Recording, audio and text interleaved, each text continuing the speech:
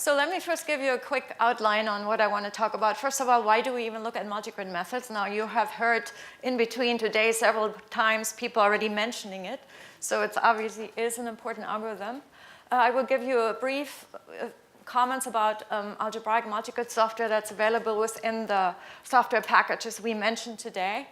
And then I will actually talk about how does multigrid work. Then I will talk about the hypre software library because that's what I'm working on. And in particular, I will talk about the interfaces and solvers. And so just to give you already a little preview, the main thing I really want you to take away from hypre is A, we're really focusing on multigrid solvers. That's our big, even so there are a few other solvers in there as well, but multigrid solvers is really our focus. And B, we do provide different interfaces. And I will talk about why we do this, and I will talk a bit about the solvers and data structures. And then I will talk about something about complexities that occur in particular in the unstructured multigrid solvers and why it's important if you do use algebraic multigrid to know about this and what to do about it. And then I get to the hands-on exercises where I will talk about try to demonstrate a few of the things I've mentioned in here. So, okay, so first, why multigrid methods? So the reason multigrid methods are used is because they are actually optimal methods, meaning if you have a system, I mean the optimal case, and very good of the size n, you actually can solve it in O of n operations. And because of this, they have very good scaling potential. Like here in this skit here, sort of, the idealized idea is if you have a weak scaling study like here, when the number of processors, you increase your problem size with the number of processors, what you would like to see is that the time stays about constant across here. And generally for another like Krylov solvers we heard about this morning, what happens when you actually scale it up, the number of iterations goes up, and even so the individual iteration might still be scalable. It doesn't always have to be, but usually it is. You get this kind of behavior. But multigrid, however, the number of iterations can be controlled. And in the ideal case, it doesn't even increase, but it might increase a little bit, actually, in cases. And so that's the reason why we look at multigrid methods. Okay, so there are various multigrid software packages available, actually. Like in Trilinus, for example, there's ML, is their older package. They have tried to have a more updated Mulu here, but both of them are still available. In some cases, one works better than the other. It depends on your problem. PETSI has, and Barry already demonstrated this one this morning. They have a AMG in PETSI. And then, of course, there's hypre, and I should say that actually the unstructured hypre-AMG solver, BoomerAMG, can be used through PETSI as well as through Trilinus also. But we do have other multigrid solvers, also for special problems like Maxwell equation, HDiff problems, and so on. So there are others. But I will just focus on some very more basic multigrid solvers for this short presentation here. And I should say all these software provide some different flavors of multigrids. So there is a reason for certain problems. Some of them might work better than others. And if you have the right problem, they all provide some very good performance. So there is a reason for all of them to exist here. And of course, hypre is my thing, so I will focus here on hypre. So, okay. So let's just say hypre provides both structured and unstructured multigrid solvers. And our solvers are actually used in many, many applications. Here's just a few examples of them. I will not go into them for the lack of time, but and it's actually, since it's open source, it's used all over the world, like a lot of the other software packages also. And here is the example which I was asked about earlier while I was on the panel here. This is, actually shows you that we really can get excellent weak scaling and parallelization properties. This was run on Sequoia, and we were scaling it up here up to 1.25 million cores using up to 4.5 million parallelism because we used OpenMP, and these are different combinations of MPI OpenMP here. The black line, which gave us the best performance, used 16 cores per node with 4 OpenMP threads underneath. So you see actually generally what you will see kind of an increase up here because when you add more communication, things do get more expensive. But the key is that it stays pretty flat once you get to a certain point. So, and we do see that here. Okay. So how does multigrid work? So the original idea for multigrid was that it actually it started, of course, with geometric multigrid. And the idea was, if you have a problem here, in this case, a 2D problem, we look at the error on a fine grid, you see something like this. And when you start using some kind of simple smoothing method, for example, a Jacobi method or a Gauss-Seidel method, after a few iterations, you very quickly smooth it out like this. And then if you try to solve the whole problem, it takes you a very long time. You will take many iterations to get the final things smoothed down.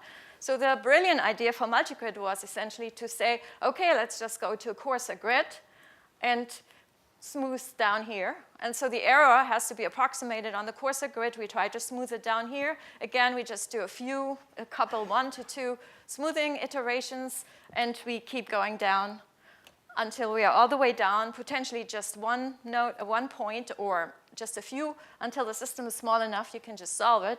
And then you kind of go back up using an interpolation method. And that's the typical a multigrid V-cycle. There are different ones, but here we just focus on a V-cycle. In the case of algebraic multigrid, we do not have grids, actually. We only have a linear system, so we have a matrix. And so we only use the matrix coefficients. So, but we still have essentially the same idea. In this case, we just have to look at the algebraic error, or so. And so essentially, algebraic multigrid has building blocks. It consists of a setup phase and a solve phase. And in the setup, we are actually first selecting the coarse grids. Obviously, we don't have any grids. We just have matrix coefficients. So how do we do this? We usually generate a graph, or we look at the graph of the matrix, which is sort of determined based on the number of connections between points, again, and the coefficients. We might eliminate some which we consider not so important based on the size of the coefficients and so on. There are different coarsening algorithms. I don't have time to talk into this, but to get into this, but that's really our main idea, is that we are really trying to get the variables for the next coarser level, essentially. Then we define an interpolation. Again, we have to make sure that the interpolation is good enough that it sufficiently in the right way interpolates the error when we come back up. Again, there are different versions. We do have various different interpolations. We define the restriction. Since very often we solve symmetric positive definite matrices, it makes sense to define the restriction as just the transpose of the interpolation operator. But that actually also works because then when you define your coarse grid operator, which is just the triple matrix product of R, A, and P, your new matrix will be symmetric positive definite again. But I have to say, even when you have a slightly non-symmetric method problem or whatever, this approach still works very well. You could, of course, also define a different restriction. And then there's finally the solve phase, which looks very much like in the geometric multigrid case. We essentially do a relaxation. We compute a residual. We restrict it down. And then we get a new linear system, which is essentially the error equation. Here we are just trying to solve the error equation, essentially. Here's the residual. And so this is an estimation of the error. And there, of course, this is just a two-grid approach. We can apply the same approach as here. Then we interpolate back up and so on. Now, if you look at this, you see actually that here in the solve phase, we have mainly matrix vector multi operations in here. And of course, it depends what kind of smoother we choose. So it is really important that we have a good implementation or a good data structure for the matrix. So that's one of the things in order to get a good performance here. OK, so let's go back to hypre now. As I said before, hypre has various different interfaces, right? We call them conceptual because we wanted to kind of have them in such a way that they're most useful for the user, the way a user looks at a linear system. Because you can look at a linear system many different ways. It doesn't just have to be a matrix like the row column kind of thing. You could have a grid and you can have stencils associated to it. You can come from finite element approach or whatever. So there are different ways of looking at a linear system here. And so then once based from the linear system, we do have different linear solvers underneath, as you can see here.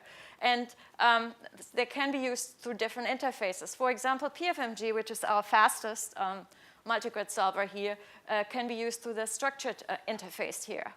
And that's really pretty much the only place from where you can actually call it.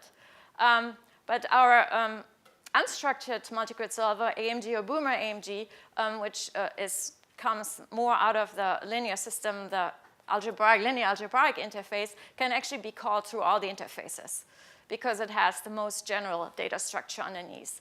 And then based on this, we have, you see here different data layouts just depending on where they actually come from. So why would we actually want to use these different interfaces? So for fun, like I said before, we want to provide the natural view for the user so that the user is actually able to look at the system the way they are used to, okay? We also want to make sure, like, if you start from a grid with the stencil and so on, that you don't actually have to figure out how to map this to rows and columns. Of course, if you start with a linear algebraic interface, you have to do this yourself. And then it also helps us, and that's a really important point, that we can actually provide more efficient linear solvers. Because if we actually can have a structured solver, for example, then we can take advantage of the structure and we can provide better data storage schemes and also better computational kernels. Okay. So hypre supports the following interfaces. We have first the structured interface, which essentially is good for logical rectangular grids. Then we also have a semi-structured grid Struct interface. That's probably our most complicated one, which is for grids that are mostly structured. So the example is you could have some block structured grid here where you have different structured grids kind of put together, or you can have some adaptive mesh refinement grids, or you could have some overset grids. And actually, we also have now a way that you can actually generate a finite element grids through the semi-structured grid interface. And then finally, we do have a linear algebraic interface, which I think that's probably, that's the one that's most used by most people. So, okay. So let's go to the solvers that you actually can use from the structured interface. That's our structured solvers. We have SMG and PFMG. They are semi-coarsening multigrid methods, essentially do some semi-coarsening. But they are algebraic multigrid methods in a way, but they're structured. And they actually existed before our unstructured one. So SMG is a very robust solver. It uses a plane smoother, and so that's why it's actually very expensive, but that's also why it's very robust. So we actually do have people who have problems, structured problems, where actually SMG is the only multigrid solver that actually works for them. Even our unstructured multigrid solver, who generally works more generally works for problems, doesn't work for them. So SMG is very useful for them. I will not look at this today. However, if you want to play more, you will be able in the example to also try to put SMG in there, but I will not look at that. PFMG is actually our most efficient one. It uses simple pointwise smoothing, and because of that, it's less robust. But if you have the right problem, it can solve things very fast. And there are also constant coefficient versions for PFMG available. So if you really have a constant coefficient stencil, that solves you a lot of memory, and it's more efficient, then you can use that too. The example problem we look at the hands-on is not a constant coefficient one, so that will be a variable coefficient problem. So we will not try that either. Okay, so what about the data structure that's underneath? So this is, as I said before, the structured grid is appropriate for scale application for structured grids with a fixed stencil patterns. So what you have here is you have a global dimensional index space, which you can see on that figure down there, which in this case we have 2D. We have tuples in 2D here. And then we define a box, which is just a collection of cell-centered indices, which is described by the lower and upper corners here. So. And then the actual grid is just a collection of all these boxes. And then you also need you need a stencil in order to define your matrix coefficients. And again, this looks like constant coefficient here, but you can define this as a variable stencil, of course, variable coefficient stencil. Okay, so for the actual data structure, we have a stencil. And then we have defined the grid boxes. So the user would have to define the grid boxes and the stencil, essentially, where you, in this case, we have like 2 boxes, which is just defined the following way. And then underneath, what happens for the data structure is there is a data space generated, which is the grid boxes plus the ghost layers around. And the nice thing about this is these are important because they transfer information across these boxes. So they are necessary to communicate between the boxes, even within one process, but also across processes. And then the actual data is stored in the following way that for each stencil entry, like all the stencil entries are contiguously stored together for each box here. So that's the way this would be stored for this 5-point stencil here. And the consequence of this is that if you actually apply operations to this, first of all, because we have all the ghost layers included in the data space, when you actually have a loop going over the box, you don't have to have special treatment on the boundaries, which makes this more efficient, right? So you don't have to do these if and whatnot. It's just, you just apply it to this whole thing. But the other nice thing about this is if you think about these stencil entries, if you look at it in terms of actually matrix and rows and columns, it turns out that these actually correspond to the diagonals of the matrix. And if you know, for those of you who looked into GPUs, you know that the diagonal storage is considered to be one of the best way to actually do this on a GPU because it does give you the best vectorization. So this is a very efficient data storage scheme. Okay. So now let's go to our unstructured solver, BoomerAMG. Which is probably our most used multigrid solver. Of course, it's just used for general matrix method. It does have a lot of different parameters that you can use, and I know some people are not very happy about this. So we have now our newest default. We have tried to change the default to be actually one that works generally pretty well. Although you might still have to do something. As a matter of fact, our default version right now for the problem I'm going to show you is not the best one. So I will have to show you how to actually improve this for this case. But we still try to make it so that users don't have to play too much with trying to find one of the many different options that are in there. I do think we have a very good coarsening and interpolation scheme in there for right now. So again, it does have some other options, which we're not going to talk about either, but yes, it can also solve systems of PDs, but you do need additional information, and I already said that before, okay? So if we look at the data structure underneath here, so I should kind of thank Cherie, because she already introduced CSR, or she called it CRS data structure, so you already know what the compressed sparse row data structure is. So it is called ParCSRMatrix because it is based on a CSR data structure. Essentially, we would distribute this across different processes in the following way by rows, row chunks in this way. So the matrix would have the complete rows for on processor 0, processor 1, and so on. And but then it does consist of 2 CSR matrices. So the first one contains all the local coefficients, which are connected to those column indices referring to the local rows.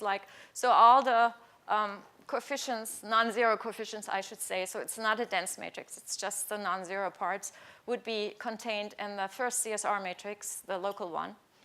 And then there's a second one, which contains all the remaining coefficients outside, which connect to off-processor rows. And then, of course, because we do want to compress this as well, we do need a mapping that maps between the local and global column for those ones here. So we have that too. So one of the problems, of course, compared to the previous data structure that we saw before is this actually requires a lot of indirect addressing. There's a lot of integer computation going on and computation relationships between processors also for the parallel, which makes this very complicated, which there are certain things that are just implicitly there when you have a structured data structure. You just know things. You don't know it in unstructured. So there could be anything. It could be anywhere. So you have to be, so this makes this actually less efficient than the structured data structure. But that's what you have to do if you have an unstructured problem, you know? Okay. Okay. So let's talk about complexity issues here. So one thing is that if you try to do the coarse grid selection, which you do know the way we do this, we use this Galerkin product, RAP, that actually can, if you multiply 3 sparse matrices with each other, what happens is your original matrix might be very sparse, but the stencil size starts to grow, right? It turns out this is not really so much an issue for our structured solvers because there actually the stencil growth is limited.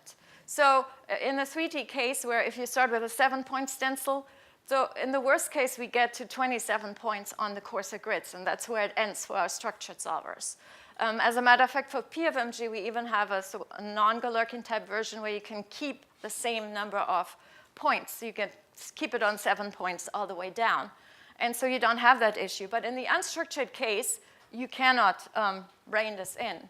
So what happens then, for example, and here this shows you the communication pattern, but it's kind of nice because it also sort of shows how the matrix develops. What's different, so of course, when you look at this, this shows you the communication across what happens. In this case, it's just 128 cores. Imagine when we do it on 1,000,000 cores, right? But here, and we start, this is actually not the finest grid. The finest grid would only have 7 points, right? So you essentially have 128 this way. They're sending messages this way. So that shows you the communication pattern on the second level, third, fourth, fifth, sixth, seventh, eighth, ninth, and so on. And what you see, what happens is communication grows. The actual stencil sizes grow, like the number of non-zeros per row increase when you go further down. Of course, the matrix gets actually smaller in size, so that part is not really clearly seen here. And in some case, you might also fill up, in this case, the whole machine. But eventually, processes will drop out. That's why down on the very bottom, you don't have this problem anymore. But that can cause a lot of performance degradation. So that's one issue. The other thing is we do need to really look at complexities. So that's a thing that has been looked at for algebraic multigrid all along, and it's generally defined as the number of non-zeros for all the operators AI which we generated on each level divided by the number of non-zeros of the original matrix. So generally we would like this to be less than 2 and close to 1, right? And the reason we want this to be small is because this certainly affects our flops as well as our memory, you know. So that's really important. We also have another complexity we look at. I call it memory complexity. That's not really a common one, but when we actually look at the boomerang output, it will also tell you memory complexity. And what's different there, it actually adds the number of non-zeros for the interpolation operator here. So you get that additionally too, to get really some more idea of the actual memory. So one way to kind of deal with these complexities, one thing we've been dealing with these things a lot, they will also help to improve your performance and so on, is to use more aggressive coarsening. So one of the things we will do is actually we do aggressive coarsening, which means we essentially coarsen twice. Now, in order, obviously, that means we also need to use a different type of interpolation, a more long-range one, to make up for the fact that now our points are further apart. But that actually helps a lot to really improve our method here, to really improve our performance. And then, of course, we do some other things. I cannot talk about all these things on trying to reduce communication and so on. So we would just stick with this.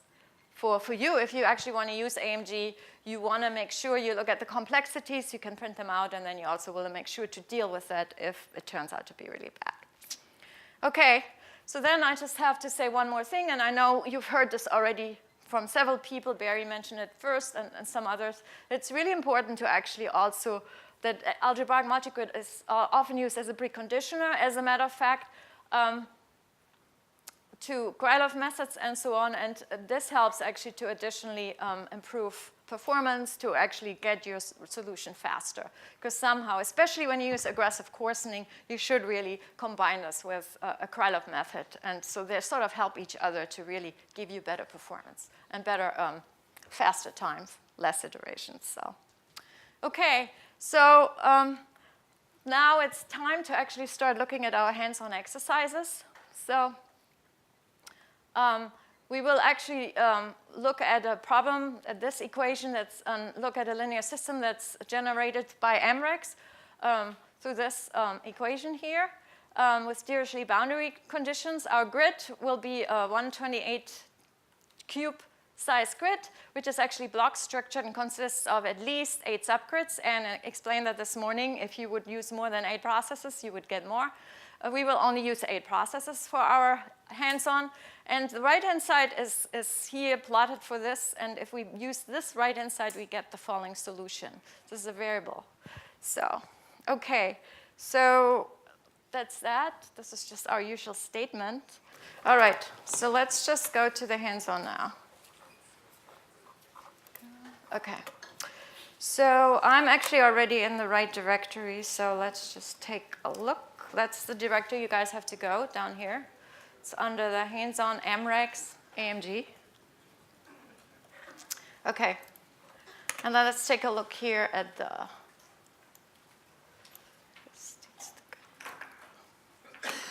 all right. So as I said already, this is the problem we're going to look at. And so this is an example input file here, which has a combination of a lot of things. You don't have this file, but this is something you could look at if you wanted to play around later. It does give you some more options. Up here, this is where you set the number of cells. And in our case, it's 128 cube. We will also look at a larger problem of 256 cube here, and then which also has a different number of grid sizes. The tolerance we use is 10 to the minus 6 for the iterative solvers here.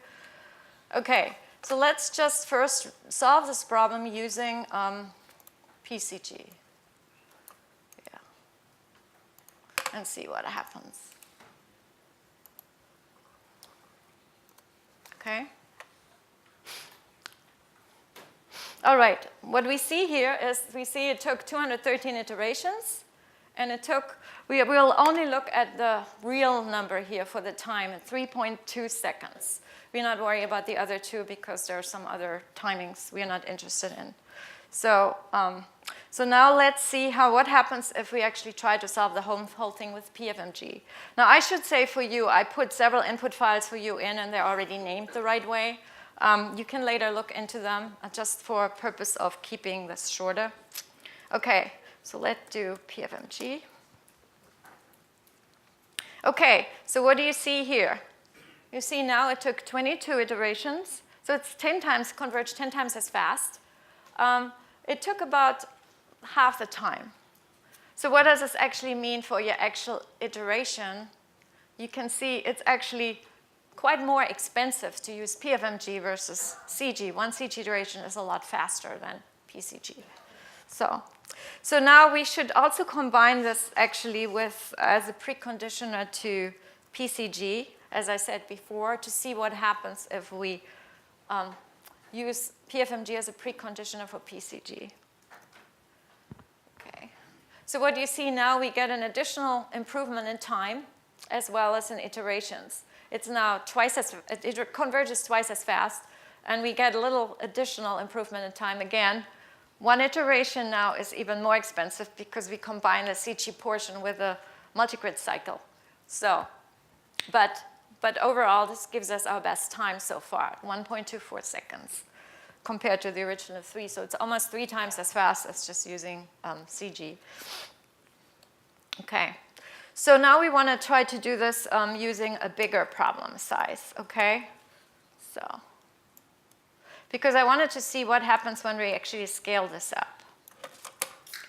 So let's run CG first.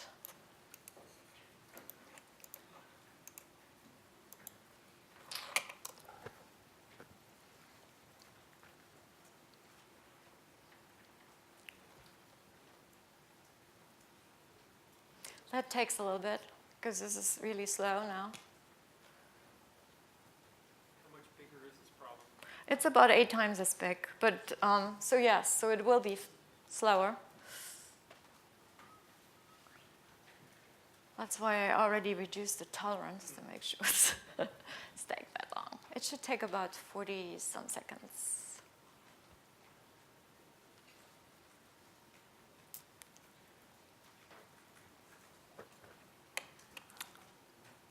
OK, 42 seconds about. And it took 440 iterations, so it converges twice as slow as before.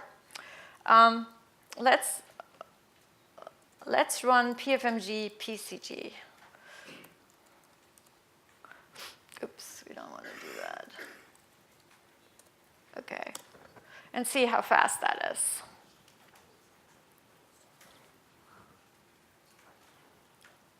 Okay, now you see that took only 11 iterations. So what do you see before? It took us 10 iterations, and now it's 11. So if you compare the two, in the one case, the number of iterations doubled when we increased the problem size. And here we only add one more iteration, so it's almost constant, really. You also, when you compare the timings, in one case it took 42 seconds, the other one 7, so it's a factor of 6 before we had about a factor of 3. So you can kind of see how CG is starting to edge up, whereas PFMG PCG doesn't do edge up as fast. So you see there's different types of scalability. Now this was not a weak scaling, because to do weak scaling I would have had to have 64 processes to run it on a problem 8 times as big, which I don't have. So, okay. So let's now look at what happens if we actually run AMG not on this problem, on a smaller problem. So we're going back to the smaller problem size, and we run AMG PCG. That's the unstructured one. Okay, let's see.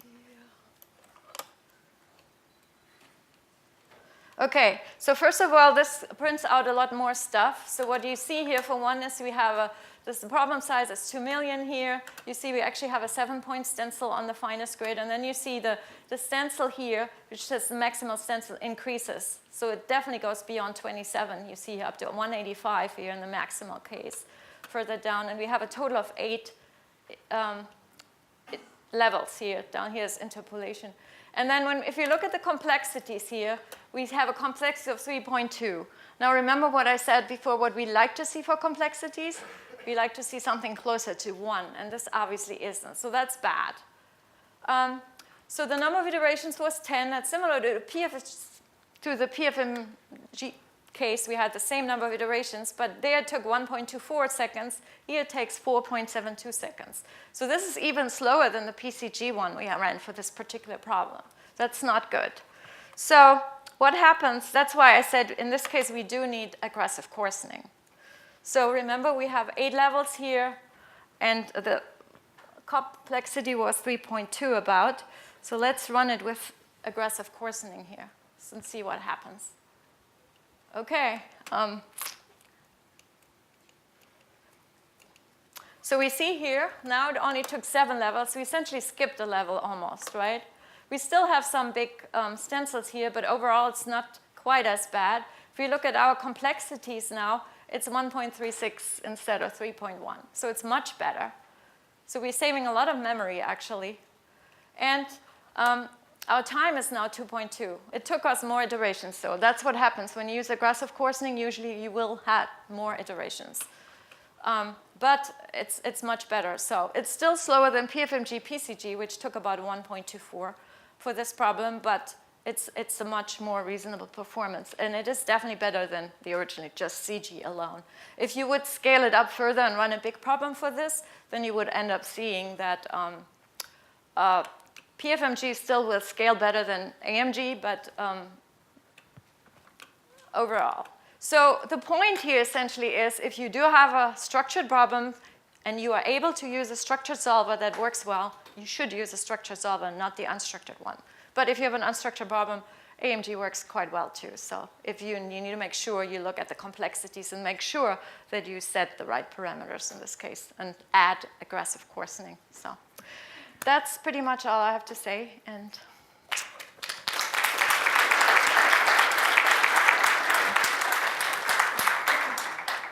so we have time for a quick question for Ulrike, if anyone has one now. Can you speak more about the kind of the row ownership range of the processors as they go down into the coarser grids? Like, do they just go idle as their degrees of freedom leave, or do you do some sort of consolidation? No, for right now we don't. So they just go idle. Like you saw on that communication pattern, you saw how it actually there suddenly were no more communication on the low level. So you could have 1 degree of freedom on one processor that's still included in that grid, and that's all you're communicating at that time? correct. And then a lot of them don't. So at the very bottom, when we are really small, we actually do consolidate, but that's like a system of 8 or so. So there's not much communication. We do have an option where you can actually put them all together on one process at a certain point. Sometimes that helps, but it's not a real reload balancing. So.